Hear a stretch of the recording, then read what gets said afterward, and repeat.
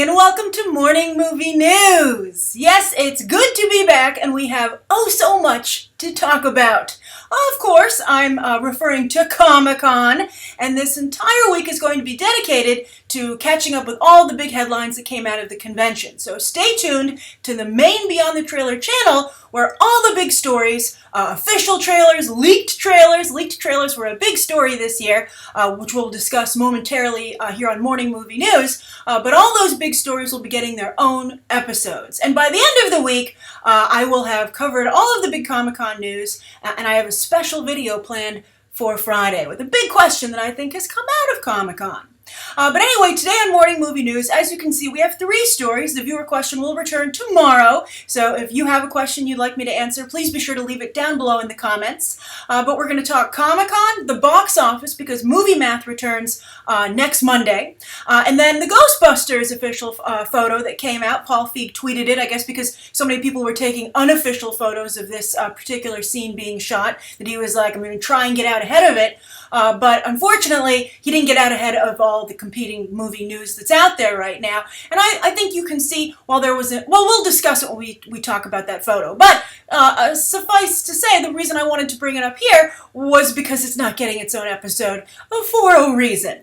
But anyway, the big story, of course, is Comic-Con. And what we're going to discuss right now is who won Comic-Con, right? Last year it was a big competition between Marvel and DC, and I felt that DC walked away the victor. And it's all Joaquin Phoenix's fault because he refused to sign for an announcement for Comic-Con and potentially altered the way Marvel Studios feels about Comic-Con forever. But I think that might have, been a bit hasty of a reaction from Marvel to decide to bow out of Comic-Con. But first, before we discuss that, I want to talk about who won Comic-Con, especially because Marvel was not there. Well, I think overall, all the other studios won Comic-Con because they were able to generate a lot of headlines without Marvel. And very impressive headlines that got people very excited.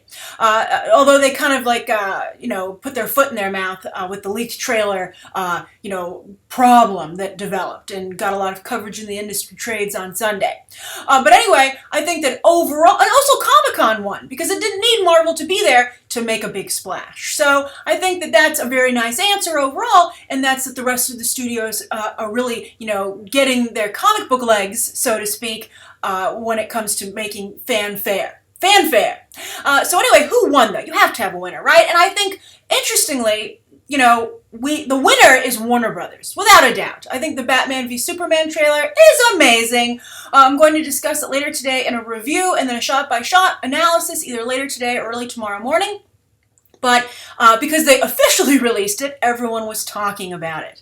It did it tremendously well. I think it did everything it needed to do, and I think it was a very, very strong step forward for the DCCU, the DC Cinematic Universe. However, I think that if Fox had officially released their trailers for both X-Men Apocalypse and Deadpool, which I've seen both thanks to the leaked copies, although they're disappearing pretty quickly, my coverage for those actually will not include any stills from the trailers, even though they're available online, because the studios are really upset about it and being very aggressive in trying to get that stuff down. But I will review them sometime this week.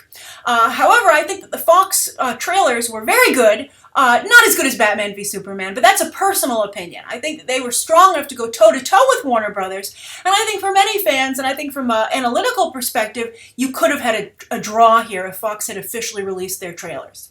So what's going on with the leaked trailers controversy, right? Well, apparently the studios are very upset that the trailers that they meant only to be seen by the Comic-Con crowd were recorded. Of course, you have a hall full of thousands of people. They have their cell phones. I mean, I was in the Vatican, and in the Sistine Chapel, you're not supposed to take any photos, and everyone was taking photos. So if people don't care what the Vatican wants you to do in terms of photos, I don't think they really care what the movie studios want you to do in terms of their Comic-Con trailers. But anyway, the studios were appalled. In particular, Fox with their Deadpool trailer, probably their X-Men Apocalypse trailer, which seems to be making the rounds this morning on the internet underground. But also Warner Brothers was upset about Suicide Squad leaking. And I believe like an official statement from one of the studios was, these reels aren't finished, they're not meant to be seen by the general public, they're a treat for fans. And all the major official news outlets aren't able to cover these trailers because, the studios do not want them to, and, it's important to protect not only one's relationship with the studios, but your legal department would also encourage you to be respectful of those requests as well. So you have stunted coverage of things that everybody wants to see. Now, I think that the comments that are already being made about this controversy are sensational and right on the money. People are saying, one, God forbid people are excited about your movie, Warner Brothers and Fox. Like, why are you so upset that people are so excited about Deadpool that they're all watching a leaked trailer, right? Second, it's not fair to say that if people don't spend a huge amount of money to go to Comic-Con, it's also very hard to get into Comic-Con, even if you are willing to spend the money. They shouldn't be allowed to experience the excitement for the movies that are upcoming, right? Comic-Con is a celebration which is, I think, experienced, thanks to the online media these days, globally. I mean, it's a big weekend for movie fans everywhere, not just those who are fortunate enough and lucky enough to get into San Diego and be able to afford it.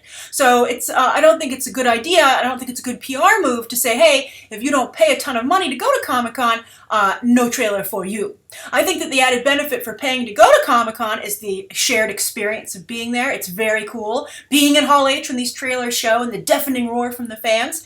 And of course, getting to see the talent in person that shows up to promote said movies. The trailer is such a small part of the presentation in Hall H, etc., that I don't think that it lessens the special experience for Comic-Con attendees to have just the trailer go out online. And I think it benefits the movie, and I think it's a nice thing to do for fans. Now, what I'd like to add to this discussion is you should have your stuff ready for Hall H. Hall H isn't a surprise. Comic-Con isn't a surprise.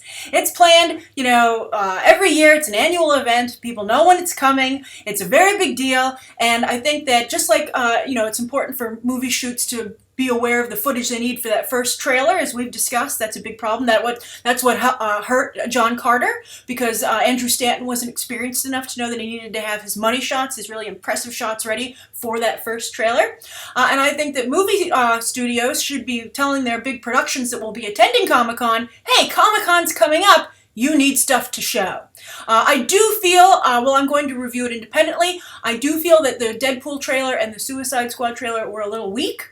And I think they weren't quite ready for maybe mass consumption, but hey, that's on the studios, not on Comic-Con and not on the fans. So I'm curious how you guys feel about who won Comic-Con. I think we're pretty much all in agreement. But do you think that Fox could have had a tie if they'd officially released those trailers? And what do you think of the so-called controversy over leaked trailers and how the studios are reacting? They're also threatening not to show footage anymore at Comic-Con if it doesn't stay at Comic-Con, which I think would be a very, very bad move. The people who officially released trailers were Lionsgate, Hunger Games. They did a viral video. Warner Brothers with just one of their trailers, Batman v Superman. And of course, Disney had the Star Wars Comic-Con behind-the-scenes reel that they released, which was very well received. So I think that that's very interesting developments happening out at San Diego last week. All right, so the box office. Very interesting things going on here. Here you can see the top 10. Minions, #1. Those little guys, as I said, they all bought tickets, so nobody else could compete. But there are a lot of big things going on here. The first is that this is the second highest opening ever for an animated film, only behind Shrek the Third, and only the one of 3 animated films ever to open north of 100 million. The other is Shrek 2. So, the former glory of DreamWorks Animation. So sad. But anyway, Illumination Entertainment, I think to some degree really has risen to being the chief competitor for Pixar at this point, with maybe Warner Brothers and Paramount and maybe even Sony fast, approaching. But I think right now you've got Pixar and Illumination Entertainment, and DreamWorks is kind of satelliting the whole deal. So that's also a big deal. Minions Friday was the biggest Friday ever for an animated movie, which I think was very impressive. And then as for Universal, it's the first time in history, they were sure to brag on Sunday, that a movie studio has had 3 films in a year open north of 100 million. That's Furious 7, Jurassic World, and Minions. And that's incredibly impressive, naturally. It's the first time ever done. And this really has been an amazing year for Universal. It's been, just like Comic-Con showed that, the party could go on without Marvel. I think that you're seeing at the box office the party can go on with or without Disney. Now, we'll talk about Inside Out in a moment. That's certainly nothing to be, ashamed of. Inside Out is a strong performer. But I think that we're going to talk in just a moment about a problem that they have there with the way Disney's chosen to release that film. That just shows that maybe they weren't anticipating the kind of strong competition that's out there right now. And I'm sure that Avengers didn't expect Jurassic World to be such a strong competitor. Universal really came out of nowhere this year. I mean, we knew these were hot properties, but not quite to the degree that they have become. I mean, Universal now has 2 films in the top 5 grossing films of all time in the $1 billion club, and they came out this year. So very, very impressive. But it makes up for the complete disaster that is Ted 2. But so Universal's having a very, very good year. Jurassic World popped back up to the 2nd spot. Inside Out did win the weekend last weekend. That was very good. Jurassic World's numbers, I think it's like 1.4 billion worldwide. That's incredibly impressive. Who will beat the Avengers? They still haven't updated Furious 7's numbers on Box Office Mojo worldwide, which I find incredibly suspicious. As some of you even pointed out, in like the last 2 or 3 weeks, it hasn't made an extra 8 million. That's ridiculous. I don't know what's going on there. As I said, perhaps Universal doesn't want to take any thunder or headlines away from Jurassic World, so we'll see how it all sorts out. But right now, they have 2 pictures that are nipping on the heels of the Avengers record box office to take that number 3 position behind the 2 James Cameron movies. Will Jurassic World get to 2 billion? I don't know. It's got about 600 million to go. I think it's pretty much playing everywhere at this point, so I don't know if it's going to get to 2, so the real race here is for the number 3 position. Why can't anyone get to 2? How does James Cameron do it? But anyway, as for Inside Out, their numbers are very solid, but they're not spectacular. Domestically, they're very good. It's in like the top 5 grossing Pixar films of all time. Now, of course, that doesn't account for inflation. Then it's pretty far down the list when you account for inflation, so they're still a little bit behind the curve. I think they've done some damage to their reputation with the last couple of films they've released. Although I know many of you enjoyed Inside Out, what we're talking about now isn't your enjoyment, but if people paid to see the movie. Now, worldwide, the picture's at about 400 million. That's also solid for a Pixar film, but it's got to get close to like the 700, 800 million area to really be in there with the top performers of all time at Pixar. Now, the reason I have some concern about that is they're doing a very slow overseas rollout for some reason. And I think they're going to discover that was a mistake. They should have gone in there like lightning, like thunder, or like a light going on in one's head, and just gotten as much money as they could before Minions showed up. Because Minions has done spectacularly well overseas, in addition to its almost record-breaking domestic debut. I think it's up to about like 400 million itself already, and that's just in 2 weeks, 2 or 3 weeks basically. And so it's tied with Inside Out pretty much, and it's just out of the gate. And also, it's going to really eat into people who are animation fans in terms of ticket buying overseas when Inside Out is just rolling out. So I would think Inside Out should have been more aggressive, and I think as the movie-going audience and fandom becomes, shrinks, so to speak, because of the internet, and we're all in the same space talking about movies, I really do feel they should do away with these staggered releases. For instance, in Italy, Minions doesn't come out until late August, which is a ridiculous long time to wait, considering everyone's seeing it right now. I really think they should consider switching to a day-and-date model. I mean, I know there are different holidays in some countries. For instance, like I believe January, February is like the biggest time to go to the movies in China and the weakest time to go to the movies here in the United States. But I think with that exception, I think that they should be a little bit more careful, about how they're debuting these films. So I'm curious to see what kind of damage Minions does to Inside Out worldwide. Now, just a couple other things to talk about here. Terminator Genesis fell only about 50% in its second weekend, which is pretty strong for considering, I think, how bad word of mouth in that movie is. But some people must be saying some good things about it, because that's not a horrible drop like one would expect. Also, just maybe the nostalgia factor. And it didn't start out very high to begin with. Overall, it's only 68 million, which is pretty abysmal. Magic Mike XXL never really showed up to the party, unfortunately. Very strong opening first 2 days. As we all recall from my discussion with you about box office before I left for holiday. But Magic Mike was a disappointment, I think, at the end. But then Selfless, total bomb, and I think very scary for Fox with their Ryan Reynolds movie Deadpool coming up.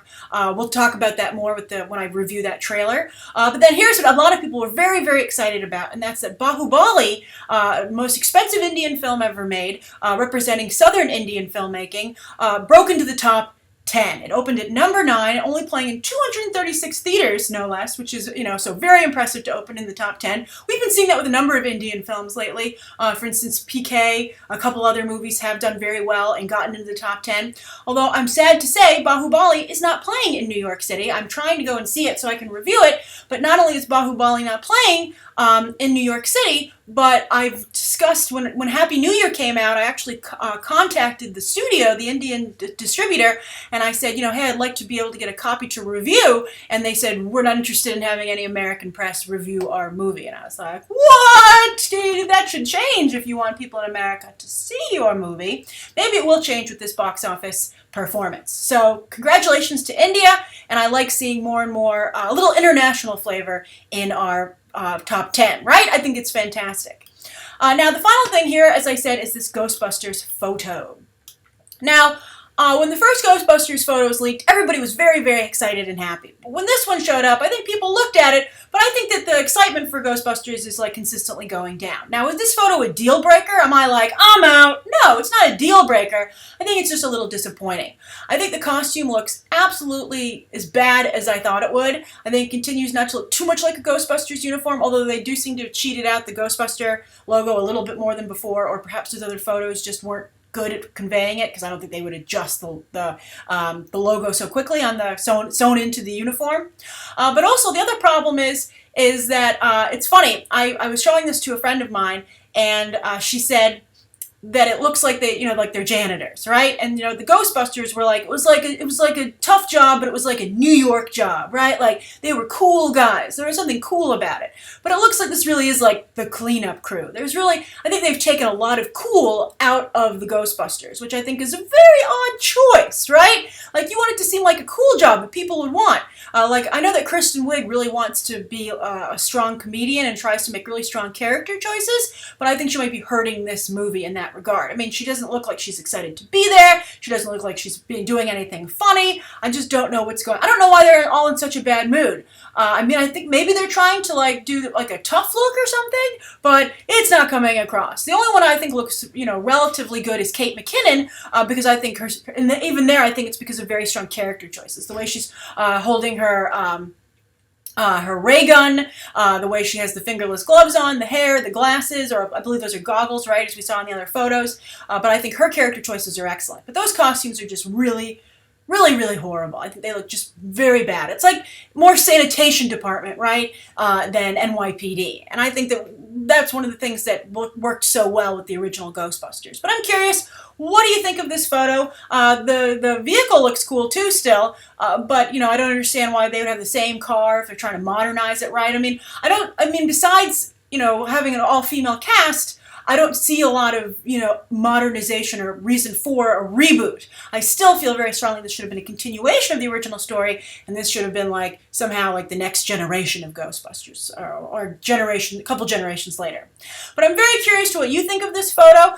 Please share your thoughts down below. That's today's morning movie news. It's actually basically about the same length. All right, so I hope you enjoyed it, and please let me know any questions that you would like to see covered tomorrow as well. Thanks for watching. Bye.